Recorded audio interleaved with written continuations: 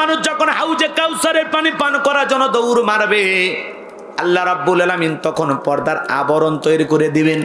নবী দেখে বলবেন, আল্লাহ আমার উম্মতের আমার কাছে ছুটে আসতেছে হাউজে কাউসারের পানি পান করার জন্য, আমি কেন তাদেরকে দেখতে পাচ্ছি না? আমার আল্লাহ ডেকে বলবেন, হাবিবুল্লাহ পাইকারি দরে আপনি তো সবাইকে হাউজে কাউসারের পানি পান করাইতে পারবেন না। আজকে কিয়ামতের মাঠে আমি আল্লাহ রাব্বুল আলামিন দুই শ্রেণীর মানুষকে হাউজে কাউসারের পানি পান করতে দেব না। কয় শ্রেণীর মানুষ? দুই শ্রেণীর মানুষ হাউজে কাউসারের পানি পান করতে পারবে না।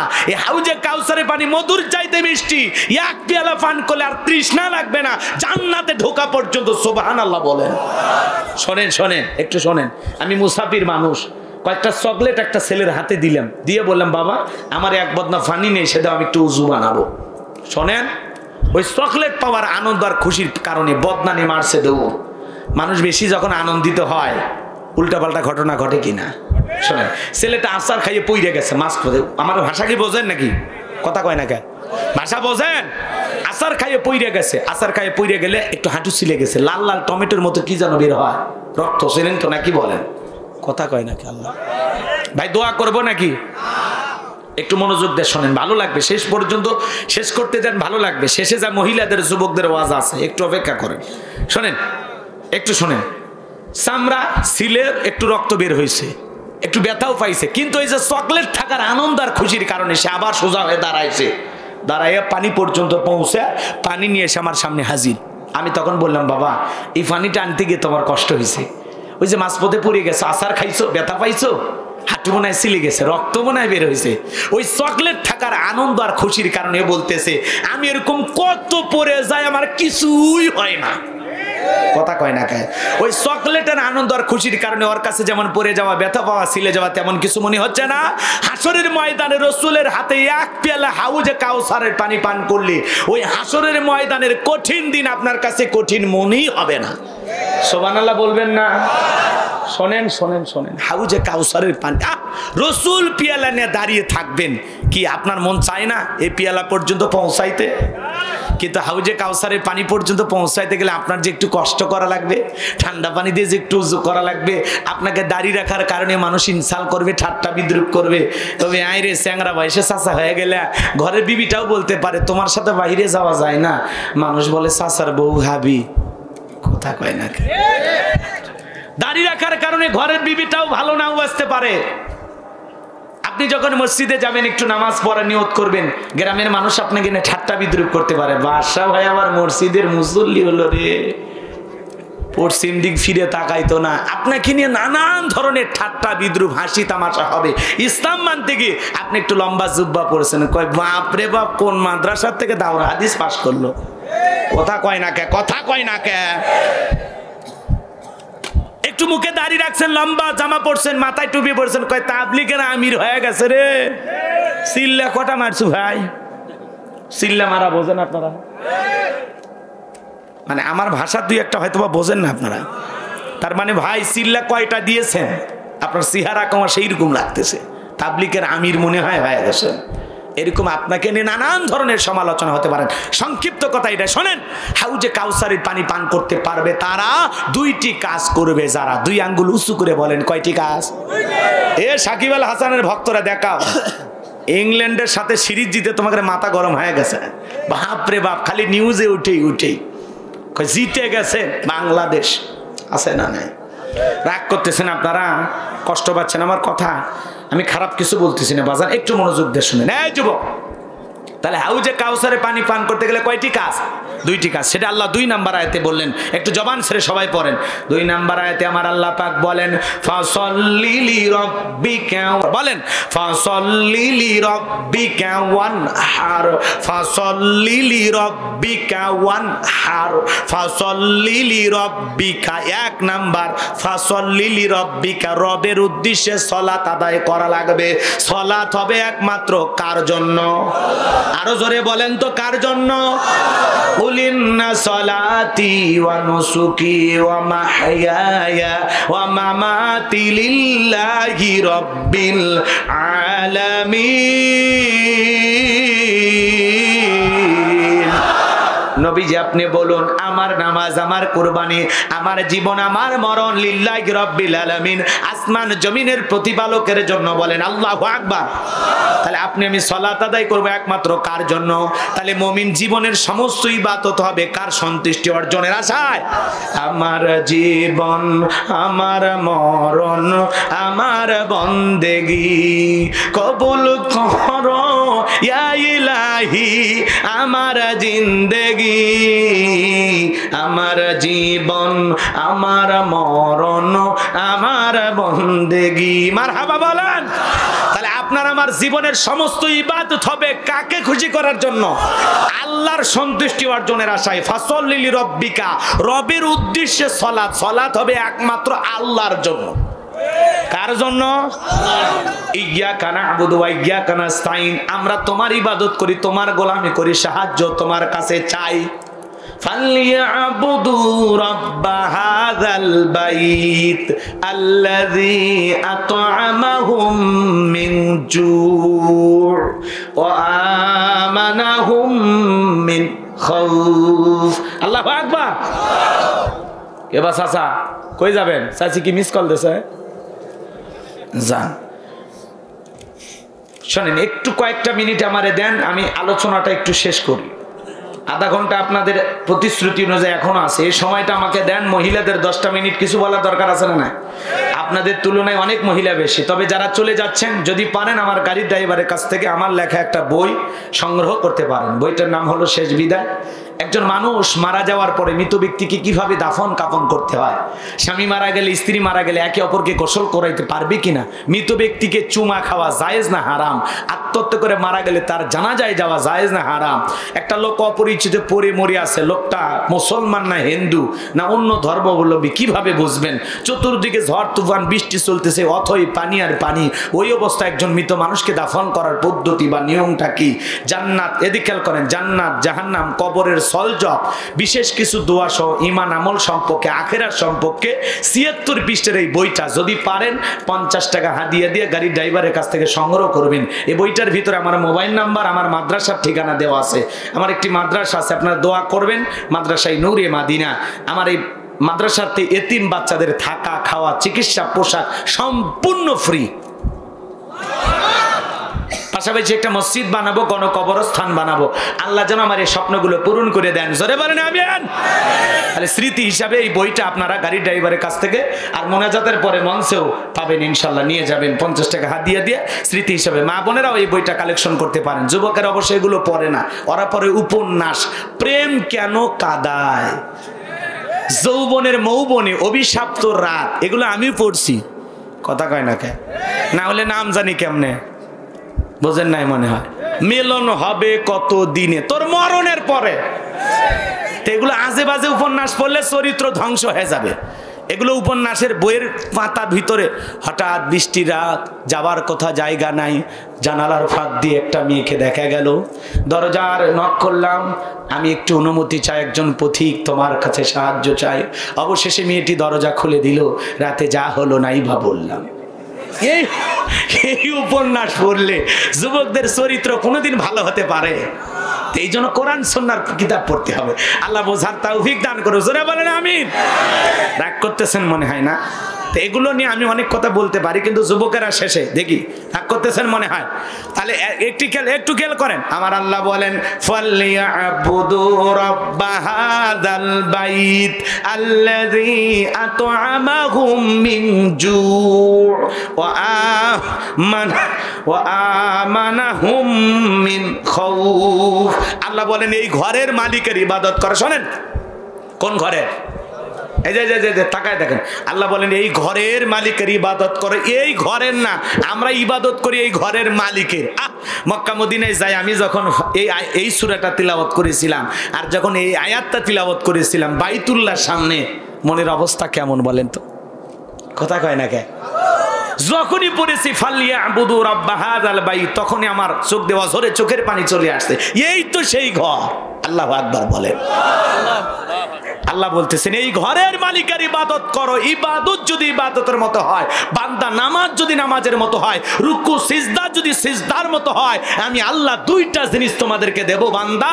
যেই কপালটা নত করে আমি আল্লাহকে সিজদা দিবা, যেই মাথাটা নত করে আমি আল্লাহর গোলামি করবা, 5 ওয়াক্ত সালাতে মাথাটা নত করার কারণে আমি আল্লাহ বলে দিলাম 1 নাম্বার তোমার কোনো রিজিকের টেনশন করা লাগবে না।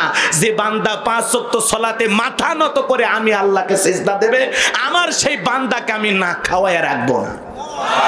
তাহলে 1 নাম্বার আল্লাহ রিজিকের ব্যবস্থা করবে। রিজিকের মালিক কে? আপনাদের এলাকায় রাতের বেলা একটা প্রাণী বের হয়, কু কয়েছিল, ওর নাম কি? শিয়াল, উকিল। রাতের বেলায় বের হয় না, চিল্লে, ওর নাম কি? শিয়াল পণ্ডিত। শিয়ালের নামে এলাকায় ভাতের হোটেল আছে, মাগুরাতে ওদের নামে কি মুরগির হোটেল আছে, মাগুরের ব্যাংকের অ্যাকাউন্টে কি টাকা জমা আছে, তাহলে ওদেরকে খাওয়ায় কে? পৃথিবীর এত মাখলুক, আল্লাহর এত সৃষ্টি, তারা কেউ রিজিকের টেনশন করে না। আল্লাহর এত সৃষ্টিকে যদি আল্লাহ রিজিক দিতে পারে না, আপনাকে আমাকে দিতে পারে কিনা? সমুদ্রে বিশাল বিশাল তিমি মাছ, যার টনকে টন খাদ্যের প্রয়োজন হয়, সেই তিমি মাছকে খাওয়ায় কে? আর আপনাকে আমাকে খাওয়াবেন কে? ওমা মিন দাব্বাতিন ফিল আরদি ইল্লা আলাল্লাহি রিজকুহা। আল্লাহু আকবার। আল্লাহ বলেন পৃথিবীতে এমন কোন বিচরণশীল প্রাণী নাই যা রিজিকের ব্যবস্থা আমি আল্লাহ আসমান থেকে করি না। ওই আটলান্টিক মহাসমুদ্রের 33,000 ফিট গভীরতল পানির নিচে থাকা ছোট্ট একটা প্রাণী, তার রিজিকের ব্যবস্থা আমি আল্লাহ আসমান থেকে করি। বলেন সুবহানাল্লাহ। তাহলে বলেন তো আপনার আমার রিজিকের মালিক কে? আল্লাহ রিজিকের ব্যবস্থা করবেন। এরপরে আল্লাহ বলে বান্দারে কোনো ভয় থাকবে না, নামাজ যদি নামাজের মতো আদায় করো, সিজদা যদি সিজদার মতো দাও, সকল ভয় থেকে আমি আল্লাহ পাক নিরাপত্তা দেব। আপনার আমার ভয় আছে না নাই? এ হাটের নাম কি নাকল বাজার নাকি? নাকল বাজার। আপনি বিকাশের দোকানদার, 3-4 লাখ টাকা নিয়ে রাত 2টার দিকে আপনার গ্রাম হলো রসুলপুর, ওই বাজার থেকে 10 কিলোমিটার দূরে, মনে মনে ভাবতেছেন আল্লাহ টাকা নিয়ে বাড়ি পর্যন্ত চাইতে পারবো নাকি ছিনতাইকারী ডাকাতের কবলে পড়ে টাকা যান দুইটাই হারাবো। আপনার আমার ভয় আছে না নাই? দেখলেন না ডাচ বাংলা ব্যাংকের 11 কোটি টাকা, কত এ কথা কয় না কে? 11 কোটি টাকা লুটপাট করছে, ডাকাতি করছে, ছিনতাই করছে দিনের বেলায়। টাকা খাইতে পারছে, ডিবির লোকেরা ধরছে, ওরা টাকা রাখার জিনিস পায়নি, লাস্টে পানির ট্যাঙ্কের ভিতর টাকা ঢুকে রেখেছে। বদমাইশেরা, কথা কয় না কে? আরে পুলিশ লাগবে কেন, নিরাপত্তা লাগবে কেন? যদি কোরআনের সমাজ কায়েম করতে পারেন, আল্লাহর আইন দিয়া যদি একটা চোরের হাত কাটার আইন বাংলার জমিনে খালি ভিডিও করে দেখাইতে পারেন, ডাচ বাংলার ব্যাংকের অ্যাকাউন্টে টাকা গাড়ি ছিনতাই করা তো দূরের কথা, টাকা উঠি পড়ে থাকবি, মানুষ পাহারা দিবি, টাচ করার কারো শক্তি হবে না। এত নিরাপত্তা দেওয়া লাগে, কথা কর না কে? চুরি দুর্নীতি ছিনতাই ডাকাতি আছে না নাই? মেয়েটা কলেজে যায়, একা একা ফিরবে নাকি জামাই সাথী নিয়ে ফিরবে? আপনার আমার ভয় আছে না নাই? মেয়েটা স্কুলে গেল, ভালোভাবে বাড়িতে আসবে নাকি কারো লালসার শিকার হয়ে রাস্তাঘাটে পড়ে থাকবে? আপনার আমার ভয় আছে না নাই? আজকে প্রত্যেকদিন ধর্ষণের খবর আছে না নাই? ধর্ষণ মুক্ত বাংলাদেশ গড়তে পারবেন তখন আল্লাহর আইন দিয়ে একজন ধর্ষণকারী নারী পুরুষের বিচার, একজন জিনাকারী নারী পুরুষের বিচার আল্লাহর আইন দিয়ে একবার করেন, একবার। যুবকেরা ধর্ষণ করা তো দূরের কথা, আর স্বপ্ন দোষ বন্ধ হয়ে যাবে। কথা কর না কে? কিন্তু বিচার করা লাগবে কার আইন দিয়া? হ্যাঁ, আল্লাহর কোরআনের সমাজ কায়েম হবে যখন, চুরি দুর্নীতি ছিনতাই ধর্ষণ বন্ধ হবে তখন। আল্লাহর আইন দিয়া ছাড়া এ সমাজের আপনি অপরাধ কমাইতে পারবেন না। রাগ করতেছেন না? বিরক্ত হেন না, বিরক্ত হেন না আমার ভাইয়ের, একটু মনোযোগ দিয়ে কথাগুলো শোনেন। তাহলে আল্লাহর আইন দিয়ে চোরের বিচার করার দরকার আছে না নাই? আল্লাহর আইন দিয়ে ধর্ষকের জিনাকারীর বিচার করার দরকার আছে না নাই? আল্লাহর আইন দিয়ে বিচার কায়েম হবে যখন, সমাজে শান্তি ফিরবে তখন। রাত 2টার দিকে মাগুরা থেকে একটা মেয়ে হেঁটে নাকাল গ্রাম পর্যন্ত পৌঁছাবে, একটা যুবক চেহারার দিকে তাকানো তো দূরের কথা, বলবে বোন আপন মায়ের পেটের ভাই মনে করে আমি তোমাকে বাড়ি পর্যন্ত পৌঁছায় দিব। সেই দিন ফিরাইতে চান? সে সমাজ আনতে চান? তাহলে আপনাকে জাগতে হবে, এ সমাজ ভাঙতে হবে।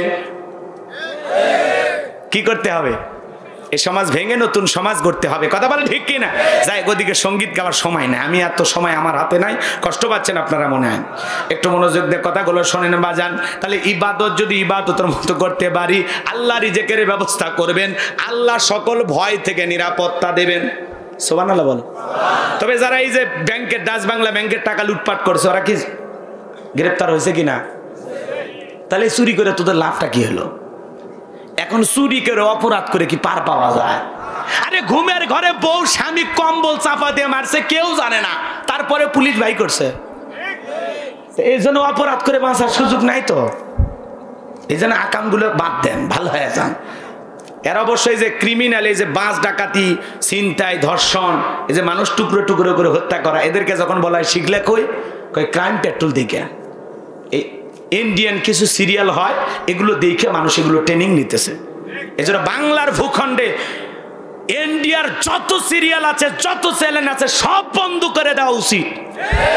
ওই দেশে বাংলাদেশের বিটিভিও চলে না, অন্য চ্যানেল তো দূরের কথা। কথা কয় না, কথা কয় না। তাহলে যেই দেশে আমাদের চ্যানেল চলে না, সেই দেশের চ্যানেল আমার দেশে কেন চলবে? এত পিরিতি বন্ধ করা ভালো। কথা কন না কে? পিরিতি হলে সমানে সমানে হবে। আমারটা ওই দেশে চলে না, ওই দেশেরটা এই দেশে চলবে কেন? কেন? কথা কয় না কে? হ্যাঁ, ভালো হলে কি, খালি একটু স্বচ্ছ মন মানসিকতা থাকলে এদেশে ছিনতাই, ডাকাতি, চুরি এগুলো অনেকটা বন্ধ হবে। কথা কন না? কারণ বাংলাদেশে যত, কেমনে শিখলা? কয় ছবি দেখে শিখছে। কি ছবি? কয় যে ইন্ডিয়ান কি মুভি, ধুম ধুম না, এগুলো তো আমি বুঝি না, আমি ভুলে গেছি, অনেক দিনের কথা তো। ওই ঘটনা বগুড়াতেই ঘটছিল। ছেলেকে জিজ্ঞাসা করা হয়েছে ব্যাংক ডাকাতি কেমনি শিখলা? ও বলে আমি একটা সিনেমা দেখে শিখছি কিভাবে ব্যাংক ডাকাতি করতে হয়। তাহলে এই সমস্ত সিনেমা, এই সমস্ত সিরিয়াল, এই সমস্ত নাটক বন্ধ হলে যুবকেরা এগুলো অপরাধ আর শিখতে পারবে না। কথা কন না আপনারা? ওই যে একটা মেয়েকে 6 টুকরা করলো, শুনলেন না? বাবার কান্দন কে দেখে? মেয়েটার ক্লিপ নিয়ে বাবা অঝরে চোখের পানি ছেড়ে দিয়ে কাঁদলো। ছেলেটাকে বললো মারলি কেন? কয় সিরিয়াল দেখে শিখছি। এই জন্য এই সমাজের অপরাধ কমবে তখন, এই সিরিয়ালগুলো আমরা বন্ধ করতে পারবো তখন। কথা বলেন না? যাই হোক, রাগ করছেন। তাহলে আমি যে কথা বলতে চাচ্ছিলাম, ফাসল্লি লিরাব্বিকা, রবের উদ্দেশ্যে সালাত। তাহলে মুমিন জীবনের সমস্ত ইবাদত হবে কার জন্য? আল্লাযীনা হুম ফি সালাতিহিম খাশিউন, যারা নিজেদের সালাত বিনয়ের সহিত, নম্রতার সহিত, আল্লাহর ভয় নিয়ে আদায় করে, আল্লাহকে রাজি খুশি করার জন্য আল্লাহর ভয় নিয়ে 5 ওয়াক্ত সালাত মসজিদে গিয়ে কারা কারা আদায় করবেন? 2 হাত তুলে দেখা। হাত তোলেন, হাত তোলেন। আল্লাহ আমাদের সবাইকে 5 ওয়াক্ত সালাত মসজিদে গিয়ে আদায় করে তৌফিক দান করুন। জোরে বলুন আমিন। আরো জোরে বলুন আমিন। পড়বেন তো নামাজ ইনশাআল্লাহ? হাত নামান। আজকে বাংলাদেশে জুমার নামাজের জন্য মসজিদ 2 তলা 3 তলা করা হয়। আসর, মাগরিব, এশা, ফজরের সময় মুসল্লি খুঁজে পাওয়া যায় না। কথা কয় না কে? মসজিদ ভাঙ্গে 2 তলা 3 তলা করা হচ্ছে খালি জুমার জন্য। জুমার 2 রাকাত পড়া শেষ, মসজিদ ফাঁকা। আসর, মাগরিব আর ওই হাইব্রিড নতুন ডিজিটাল মুসল্লিদের পাওয়া যায় না দেখা। ওরা 7 দিন পরে আবার দেয় মিস কল। কথা কয় না কে? হুজুর, আসর, মাগরিব, এশা এর কি মসজিদ ভরে যায়? তাহলে জুমার নামাজে 150, 200, 300, 500 মুসল্লি নামাজ আদায় করলো। আসরে 20 জন, মাগরিবে 15 জন, এশায় 10 জন, ফজরে 1 জনও নাই। খবর কি? কথা কয় না কে? এ যুবক, এই ঘুম ভাঙলে সকাল, না ভাঙলে পরকাল। কথা কয় না কে? কেমন করে ঘুমাও তুমি ও নাকালের যুবকেরা, কেমন করে ঘুমাও তুমি ফজর করে কাজা? এমন তো হতে পারে ও তোমার জহরে জানাজা, এমন তো হতে পারে ও তোমার জহরে জানাজা। জোরে বলেন মারহাবা। রাসূল আকরাম সাল্লাল্লাহু আলাইহি ওয়াসাল্লামের জামানায় জুমার নামাজের দৃশ্য যেমন, ফজরের নামাজের দৃশ্য একই রকম, কোনো উক্তি মুসল্লি কমতো না। সুবহানাল্লাহ বলবেন না? জুমার 2 রাকাত ফরজ, আর মাগরিব, এশা, ফজর এগুলো কি ফরজ না? এগুলো নফল। কোনো মতে পড়লেও চলে, না বললেও চলে। এই যে রমজান মাস শুরু হলে বাপরে বাপ, প্রথম তারাবিত মসজিদে জায়গা হচ্ছে না, বারান্দার জায়গা হচ্ছে না। লাস্টে কি করছে? ওই যে মসজিদের সোয়াট ছিল, শালা ছিল, আপনারা কি বলেন? সোয়াট রাস্তে পারিয়ে দেওয়া লাগছে। এত মুসল্লি। প্রথম তারাবিত মুসল্লি হাঁটে না, দ্বিতীয় তারাবিত মোটামুটি ভালো। এই 3, 4, 5, 7 দিন পার হয়ে গেল, আস্তে আস্তে তারাবির মুসল্লি কমা শুরু হয়ে গেল। এরপরে দেখবেন বাইরে যে কাতার ছিল নাই, বারান্দায় নাই, ফাঁকা হতে হতে ভিতরে আবার ঢুকছে। কথা কয় না কেন? তারপরে দেখা যাচ্ছে 10-15টা যখন তারাবি হয়ে যায়, সেই আগের যে কয়জন নামাজি ছিল ওদেরকে খুঁজে পাওয়া যায়। আর এই মৌসুমের যে হঠাৎ মুসল্লি ভোলা ব্যাঙ্গের মতো খালি ব্যাঁ ব্যাঁ করবে, আর চলো 2-4 দিন শেষ, আর নামাজি শেষ। কথা কয় না কেন? এই ইবাদত প্যাকেজ নাটক না, পড়লে ভালো করে পড়েন, না পড়লে আল্লাহর সাথে তামাশা করেন না। আর তারাবি মানে বলে তাড়াতাড়ি 20 মিনিটে 20 টাকা শেষ। কিছু কিছু মুসল্লি ইমাম কয় হুজুর আরেকটু স্পিরিট বাড়ান। হুজুর বলতেছে ভাই 16 মিনিটের নিচে পারা যাবে না। ওই হুজুরের পেছনে নামাজ পড়া না পড়া সমান। মক্কা মদিনায় তারাবি বললাম, এক তারাবির নামাজ পড়তে 1 ঘন্টা 45 মিনিট লাগে। 1 ঘন্টা 45 মিনিট। আর এটি লাগে খালি 20 মিনিট। এর তারাবির নামাজ হয়েছে মসজিদের আল্লাহর আসমানে পৌঁছা তো দূরের কথা, ওই নামাজ মসজিদের সিঁড়ি বেয়ে 7 পর্যন্তই যায়নি। এগুলো নামাজ পড়া যাবে না ভাই, মৌসুমের নামাজে হওয়া যাবে না। হঠাৎ মানে মসজিদ খালি মুসল্লিতে ভরে গেছে, বাপরে বাপ, যেদিক তাকায় খালি মুসল্লি। 3-4টে 1 সপ্তাহ তারাবি চলে গেলে আর মুসল্লি খুঁজে পাওয়া যায় না। এটা কেন ভাই? ধরছেন যখন পুরোটা মাস পড়েন না শোনা ভাই, কথা কয় না। যে রমজানে একটা নফল ফরজের সমতুল্য, একটা ফরজ 70টা ফরজের সমতুল্য। যেই মাস হলো ইবাদতের মাস, অফারের মাস। একটা ফ্রিজ কোম্পানি যদি অফার দেয়, ওয়ালটনের ধামাকা অফার, একটি ফ্রিজ কিনলে আর একটি ফ্রি, দোকানে ভিড় কমে না বাড়ে? কথা কয় না। কোন টেলিভিশন কোম্পানি যদি বলে 42 ইঞ্চি এলইডি মাত্র 5000 টাকা, কিনবেন না? একটা কোম্পানি যদি প্রোডাক্টের উপরে কিছু ফ্রি দেয়, কমে না বাড়ে? লোক কমে না বাড়ে? তো এই অফার দেওয়ার পিছনে হলো যাতে কাস্টমার বেশি হয়। কথা কয় না কে? তো 12টা মাসের মধ্যে রমজান মাস হলো ইমানদারের জন্য একটা অফারের মাস। ইবাদতের সবচাইতে ভিআইপি মাস হলো রমজান মাস। কথা বলে ঠিক কিনা?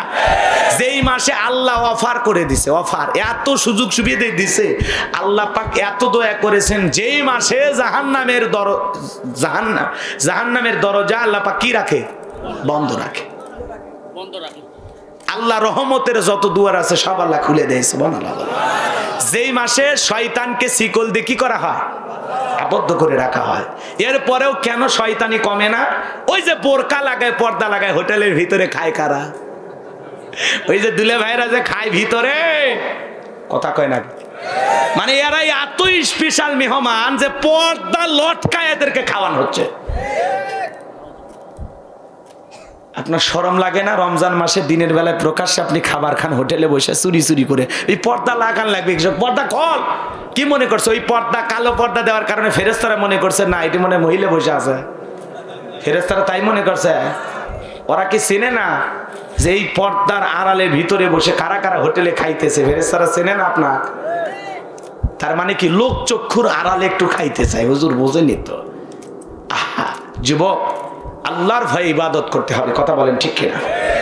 যাই কষ্ট পাচ্ছেন আপনারা না? তাহলে রমজান মাসে ইবাদত করবো কার? অনেক যুবক বলে হুজুর স্বপ্ন দোষ হয়ে গেছে রোজা থেকে, কি অবস্থা? কোনো সমস্যা নাই। রমজান মাসে যুবকদের যদি দিনের বেলায় স্বপ্ন দোষ হয়, এর কারণে রোজা নষ্ট হবে, রোজার কোনো ক্ষতি হবে। হঠাৎ করে অনিচ্ছাকৃতভাবে যদি আপনি বমি করেন, আপনার রোজা নষ্ট হবে না। ইচ্ছাকৃতভাবে বমি করলে রোজা নষ্ট হবে। এইভাবে অনেক কিছু আমরা জানার চেষ্টা করি, বোঝার চেষ্টা করি। হুজুর ঘুমাইছিলাম, স্বপ্নে অনেক কিছু খাইছি। আরে বেটা, স্বপ্ন তো স্বপ্নে, যত খাইছিস তো খাইছিস, সমস্যা কি? কথাকে বোঝা গেল? তো এই ধরনের অনেক মাসলা মাসাইল যুবকেরা জানতে চায়, আপনারা এগুলো আলেমদের কাছ থেকে জেনে নেবেন। আল্লাহ কবুল করেন। জোরে বলেন আমিন। আরো জোরে বলেন আমিন। কষ্ট পাচ্ছেন মনে হয়? তাহলে ফাসল্লি রব্বিকা ওয়ানহার, রবের উদ্দেশ্যে সালাত আদায় করা লাগবে। তাহলে মুমিন জীবনের ইবাদত হবে আল্লাহকে খুশি করার জন্য, গ্রামের মানুষকে দেখানোর জন্য নয়। প্রথম তারাবিতে মসজিদ যেইভাবে ভরে গেল, 30টা তারাবি পর্যন্ত যেই মসজিদ ওই রকম থাকবে, তাহলে বোঝা যায় ওই গ্রামের মানুষ রমজানের আসল স্বাদ পাইছে। রমজানের রহমত, বরকত, মাগফিরাত, নাজাত যদি পেতে চান তাহলে প্রথম তারাবিতে মসজিদের দৃশ্য যেমন, 30 নাম্বার তারাবিতে জানে একই রকম দৃশ্য থাকে, একটা মুসল্লি জানে এদিক সেদিক না হয়। যারা কবরে গেছে ওটা আলাদা, মাফ করে দেন। রাগ করতেছেন? পারবেন এরকম মুসল্লি হতে? রমজানের 30টা তারাবি পড়ার মন মানসিকতা আপনাদের আছে তো? ইনশাআল্লাহ আল্লাহ কবুল করেন, জোরে বলেন আমিন। শোনেন, নামাজ হবে আল্লাহর জন্য। ফাওয়াইলুল লিল মুসাল্লিন আল্লাযীনা হুম আন সালাতিহিম সাহুন। লোক দেখানো সালাত আদায় করলে হবে না। লোক দেখানো সালাত আদায় করে কারা? এদিক খেয়াল কর, সংক্ষিপ্ত কথা শোনেন। নতুন জামাই শ্বশুর বাড়িতে বেড়াতে গেছে, মসজিদের মাইকে আজান হচ্ছে, আল্লাহু আকবার, আল্লাহু আকবার। শ্বশুর, শালা, জামাই এক জায়গায় বসে গল্প করতেছে। আজান শোনার পরে শ্বশুর বলতেছে, বাবা জামাই, আমি ত্রিপল হাজি 3 বার হজ করছি, 36 বছর আমার জামাত কাজা নাই, তুমি থাকো, আমি মসজিদে গেলাম। শালা বলতেছে, দুলা ভাই ছোটবেলা থেকে দেখি বাবা নামাজ পড়ে, ওই জন্য বাবার দেখা থেকে আমিও নামাজ পড়ি। কথা কয় না? বাবা যদি নামাজি হয় ছেলেও কি হয়? নামাজি হয়। আপনি নামাজের সাথে ওঠা বসা করবেন, আপনি নামাজি হবেন। সুদখোর, ঘুষখোর, হারামখোর, নিশাখোরের সাথে ওঠা বসা করবেন, আপনি নিশাখোর হবেন। সৎসঙ্গে স্বর্গবাস, অসৎসঙ্গে সর্বনাশ। যেমন লোকের সাথে ওঠা বসা করবেন, আপনার চরিত্র তেমন হবে। পৃথিবীর সফল বাবা তারা, যে বাবা তার সন্তানের হাত ধরে আল্লাহর ঘরে মসজিদে নিয়ে যায়, নামাজের ভিতরে দাঁড় করায় দেয়। যারা নামাজি বাবার ছেলেও নামাজি হবে। কথা কন নাকি আপনারা? শোনেন, এক ধনী ব্যক্তি রক্তের প্রয়োজন। কথা কি বুঝতে পারছেন? তো ব্লাড কালোর সাথে মিলতেছে না, এক কৃপণের সাথে রক্তের গ্রুপ মিলে গেছে। কৃপণকে বলতেছে, এ কৃপণ, রক্ত দেওয়া লাগবে। কৃপণ বলে, আমি ঠিক মতো ভাতই খাই না, আমি রক্ত দেওয়ার মানুষ। কথা বোঝেন না? জোর করে হাসপাতালে নিয়ে গেছে, নিয়ে যায় বেডে শোয়া 3 ব্যাগ রক্ত নিছে। নেওয়ার পরে এইবার বড় লোক বেচারা 3 লাখ টাকার চেক লিখে দিয়েছে। কৃপণ বলে, ভাই এটা কি? কয় 3 লাখ টাকার চেক। কয় আরো 3 ব্যাগ নেন। কয় আপাতত লাগবে না, যদি লাগে তোরে টেলিফোন করা হবে। কয় মাস পর আবার ধনী বেচারা রক্ত লাগবে। হ্যালো কৃপণ, বলতেছে হ্যাঁ, কোন জায়গায়? কয় মাগুরের শেফালি হাসপাতাল। কয় আপনি থাকেন, আমি আসতেছি। রুগী আসার আগে কৃপণ বেডে শুয়ে 3 ব্যাগ রক্ত দেওয়া শেষ। এইবার ধনী বেচারা মাত্র দিচ্ছে 10 টাকা, 2 টাকার নোট ছেঁড়া, তার 3টে বছর আর 2টে কোনো মতে মাজা সোজা করে দাঁড়িয়ে আছে। এই 10 টাকা হাতে পায় কৃপণ বলতেছে, এই মেয়ে ফাজদামি করেন কেন? কয় আগে 3 ব্যাগ রক্ত দিলেন, 3 লাখ টাকা দিলেন, আর এইবার মাত্র 10 টাকা। কয় চুপ, দোষ আমার না, দোষ তোর। কেন? কাগে আমি ধনী ছিলাম, মনটা বড় ছিল। তুই কৃপণ, তোর রক্তে ভেজাল। যেদিন থেকে তোর রক্ত আমার শরীরের ভিতরে ঢুকে গেছে, সেদিন থেকে আমি নিজেও কৃপণ হয়ে গেছি। কথা বলছেন না মনে হয়? যেমন লোকের সাথে ওঠা বসা করবেন, আপনার চরিত্রটা ওই একই রকম হবে। নামাজি দাড়িয়ালা টুপিয়ালার সাথে ওঠা বসা করলে আপনি নামাজি দাড়িয়ালা টুপিয়ালা হবেন। আর নেশাকর গাঁজারু মাদারু জুয়ারুর সাথে ওঠা বসা করলে আপনিও নেশাকর হবেন। কেমন বন্ধু দরকার? ওই বন্ধু দরকার যে বন্ধু আজান হলে বলে, দোস্ত চলো নামাজে যাই, গল্প গুজব পরে হবে, আগে নামাজটা পড়ে আসে।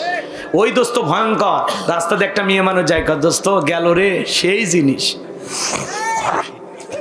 ওই বন্ধু নিজেও জাহান্নামে যাবে, আপনারাও নিয়ে যাবে। কথা কোন ঠিক না? তাহলে বন্ধু ভালো লোকের সাথে ওঠা বসা করবো তো ইনশাআল্লাহ। তাহলে লোক দেখানো নামাজ নয়। জামাই চিন্তা করলে শ্বশুরে মসজিদে যায়, শালাও মসজিদে যায়, আমি নামাজ না পড়লে আমার ইজ্জত থাকে না। নিজের সম্মান বাঁচানোর জন্য সেদিন বাধ্য হয়ে শ্বশুর বাড়িতে এসে নামাজ পড়ে। নতুন নতুন জামাই দেখবেন এলাকায় কিন্তু নামাজ পড়ে, কিন্তু জামাই যখন পুরাতন হয়ে যায় ওর নামাজ চলে যায়। বিড়ি সিগারেট খেতে খেতে শ্বশুর বাড়ির গ্রামার ঢোকে, মুরব্বী দেখে সালামও দেয় না, কেরে ভণ্ড জামাই তোর কি হলো? কথা কয় না? তোমার হইলটা কি? নতুন জামাই তুমি নামাজ পড়লে, পুরাতন হয়ে নামাজ ভুলে গেলে, ব্যাপারটা কি? তার মানে কি সব ভান ব্যাস, লোক দেখানো। কথা কয় বোঝা গেল? নেতা এসে, ভাইয়ের আমার আগামীতে যদি নির্বাচিত করতে পারেন, বিদ্যুৎ দেব, গ্যাস দেব, কত কি দিবের চায়। আজান হচ্ছে, আল্লাহু আকবার, আল্লাহু আকবার। তখন বলতেছে সমাবেশে বক্তব্য পড়ে, আগে নামাজ। আমি মুসলিম নেতা, কিয়ামতের মাঠে সালাতের হিসাব হবে, আসেন নামাজ পড়ি। নেতা কিন্তু নামাজ পড়ে না, সেদিন পড়ছে খালি জনগণের কয়েকটা ভোট বেশি পাওয়ার আশায়। কথা কয় না কে? চেয়ারম্যান ভাই আবার মন খারাপ করেন না, রাগ করতেছেন নাকি? ওটাও এক ধরনের অভিনয়। কথা কান ঠিক কি না? রাগ করতেছেন মনে হয়। জানাজার নামাজ হবে, ও কিন্তু নামাজ পড়ে না। জানাজা পড়বে যায়, দেখে জহরের নামাজ হচ্ছে, তখন বাধ্য হয়ে বলে, জানাজা যেহেতু জহর পর আল্লাহু আকবার। বাধ্য হয়ে সেদিন জহর পড়ছে, এরপরে জানাজা পড়ার পরে হুজুর যখন বলছে কুল্লু নাফসিন যায়কাতুল মাউত, সবাইকে মৃত্যুর স্বাদ গ্রহণ করতে হবে, দুনিয়া চিরকাল থাকার জায়গা না, আসেন ভাই সবাই ভালো হয়ে যায়, আজকে এই ব্যক্তি মারা গেছে, কালকে আপনি যাবেন, পরশু আমি যাব, এইভাবে সবাইকে যেতে হবে, দুনিয়া চিরস্থায়ী থাকার জায়গা না। হয় হয় হুজুর, ঠিক ঠিক ঠিক, আপনাদের ওয়াজ, আরে হুজুরে যা বলে ঠিক, 39 বছরে মারা গেল, 40 মিলও হলো না। মানে এমন ও আফসোস অনুশোচনা করে, যতক্ষণ মাটি না দিয়েছে কবরে, কবরে মাটি দিয়ে বাড়িতে এসে টুপি খুলছে, ও যে আফসোস করছিল তাতে তো মসজিদের বারান্দা ছাড়ার কথা না, ওকে আসরের সময় গেছিল আর কথা কয় না। এগুলো হলো সব লোক দেখানো নামাজ, সামাজিকতা রক্ষা করা নামাজ, এগুলো নামাজ আল্লাহর জন্য নয়, কিন্তু সালাত আদায় করবে কার জন্য? ফাসল্লি লিরাব্বিকা ওয়ানহার, রবের উদ্দেশ্যে সালাত। 2 নাম্বার রবের উদ্দেশ্যে কুরবানি। কুরবানি কার জন্য? জোরে বলেন।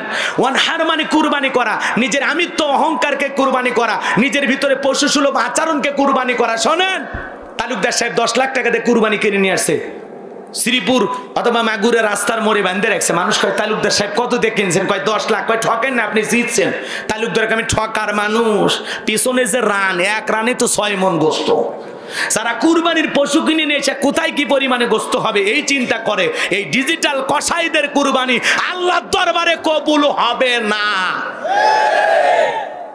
কসাই দোকানদারি কর, গোস্ত কোথায় কি পরিমাণে হবে কথা কয় না কে?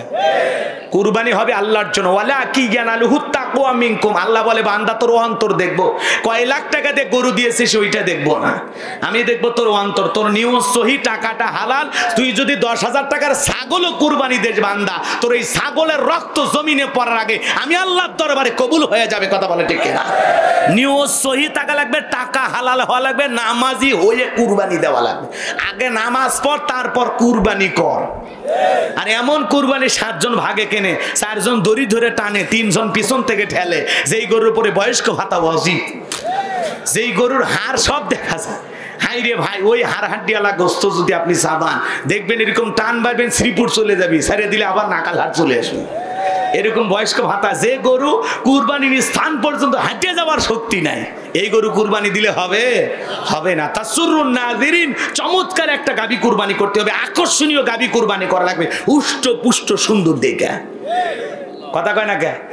এক হাজি পর্যন্ত বেনামাজি সুদ করে সাথে কুরবানি দিচ্ছে। বলে হাজি সাহেব একাই দেন, একটা ছাগল দেন, এগুলো বেনামাজি সুদ করে সাথে যাই না। হুজুর বাড়িতে কেউ খাসির গোস্ত খায় না, খাসির গোস্ত বাড়িতে কেউ খায় না, এই জন্য সুদারু, হুসারু, মাদারু, জুয়ারু, বেনামাজি, হাইব্রিড টাটকা শয়তান ওদের সাথে বসে কুরবানি দিচ্ছে। তোর এই কুরবানি দেওয়া আর বাজার থেকে গোস্ত কিনে খাওয়ার মধ্যে কোনো তফাৎ আছে? দিলে ভাই দেওয়ার মতো দেন। আমি কুরবানি নিয়ে বেশি ওয়াজ করবো না, কষ্ট পাচ্ছেন আপনারা মনে হয় না? অনেকে কুরবানি দেয়, কয় হুজুর না দিলে ছেলে মেয়ে মানুষের দিকে তাকায় থাকবে, কিস্তি তুলে হলেও দেবো হুজুর। নতুন মেয়ের বিয়ে দিছে, জামাই বাড়িতে গোস্ত না পাঠালে এতগুলো কথা মেয়েকে শোনায় দিবে, কিস্তি তুলে হলেও, সুদের উপর টাকা নিয়ে হলেও দেওয়াই লাগবে। এই কুরবানি আল্লাহর দরবারে কবুল হবে? কুরবানি কি ছেলে মেয়েকে দেওয়ার জন্য, জামাই বাড়িতে গোস্ত পাঠানোর জন্য, গ্রামবাসীকে খুশি করার জন্য? কুরবানি হবে কার জন্য? আরে গোস্ত তো আপনি খাবেন, বিকেল বেলা কি ফেরেশতারা বস্তা নিয়ে আসমান থেকে নামিয়ে এসে বলে এ মাগুরার মানুষ গোস্ত তোল? আমরা ফেরেশতারা আসমানে বসে ভুনে খাবো বলেছিল? তো গোস্ত তো আপনি খাবেন, ফেরেশতাও নেবে না, আল্লাহও নেবে না। আল্লাহ শুধু দেখতে চায় বান্দা তোর অন্তরের কি অবস্থা।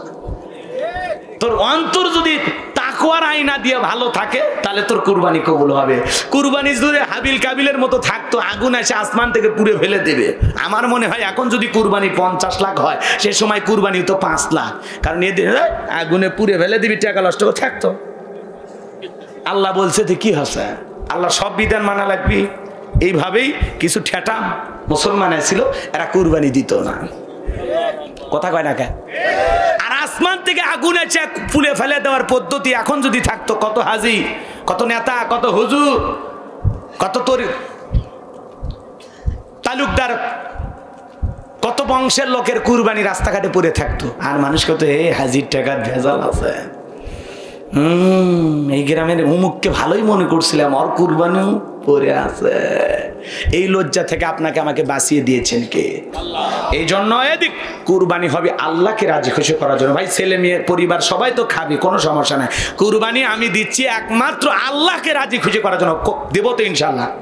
আল্লাহ সন্তুষ্টি অর্জনের আশা আমরা কুরবানি দেব। আল্লাহ কবুল করেন, জোরে বলেন আমিন। এরপরে আমার আল্লাহ বলেন ইন্না শানিয়াকা হুয়াল আবতার। আল্লাহু আকবার বলেন। আমার আল্লাহ বলেন নবী গো, যারা আপনাকে লেজ কাটানির বংশ বলে আপনি মন খারাপ করবেন না। ও নবী গো, আপনার সন্তানগুলোকে শিশুকালে নিয়েছি, আপনি মন খারাপ করবেন না। আপনার এই জমিনে আল্লাহ আমি আল্লাহ রাব্বুল আলামিন আমার এই জমিনে আপনাকে মোহাব্বত ভালোবাসার মতো কোটি কোটি রুহানি সন্তানকে পাঠাবো। বলেন সুবহানাল্লাহ।